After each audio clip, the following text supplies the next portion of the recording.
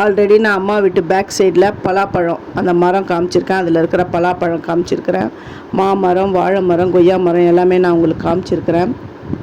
செவ்வாழை கூட நான் காமிச்சிருக்கேன். இது வந்து வீட்டுடைய ஃப்ரண்ட் சைடு. அம்மா வந்து சங்குப்பூ வச்சுருக்காங்க. கனகாம்பரம் ஃப்ரண்ட் சைடில் வந்து ஃபுல்லாக பூச்செடி தான் வச்சுருக்காங்க. பேக் சைடில் வந்து பழமரம், அந்த வெஜிடபிள்ஸ் அதெல்லாம் போடுவாங்க.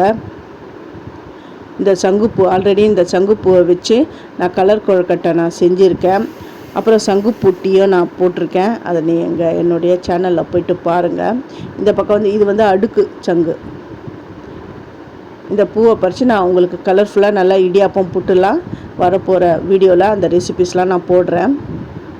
ஆப்போசிட்டில் வந்து ஒத்த சங்குப்பூ வச்சுருக்காங்க. இது வந்து ஒயிட் கலர். இது அது வந்து இட்லி பூ,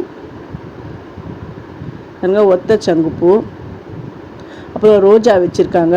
நான் ரோஜா பூலேயே அதெல்லாம் அந்த ரோஜாலாம் நாட்டு ரோஜானா அந்த பன்னீர் ரோஸ் இருக்குது பாருங்கள், அதை எடுத்து ரோஸ் மில்க்கு கூட நான் செஞ்சு காமிச்சிருக்கேன் என்னுடைய வீடியோவில். நேச்சுரல் ஃபுட் கலர்ஸில் நான் செஞ்சு காமிச்சிருக்கேன். கனகாம்பரம், அப்புறம் வாசலில் வந்து மல்லினா நித்திய மல்லி அது வச்சுருக்காங்க. அது வந்து செண்பக மரத்தை நான் ஆல்ரெடி நான் உங்களுக்கு காமிச்சிருக்கேன். இதெல்லாம் கனகாம்பரம். அந்த ரோஸ் பாருங்கள், ஒரே ஒன்று தான் இப்போ பூத்துருக்கு.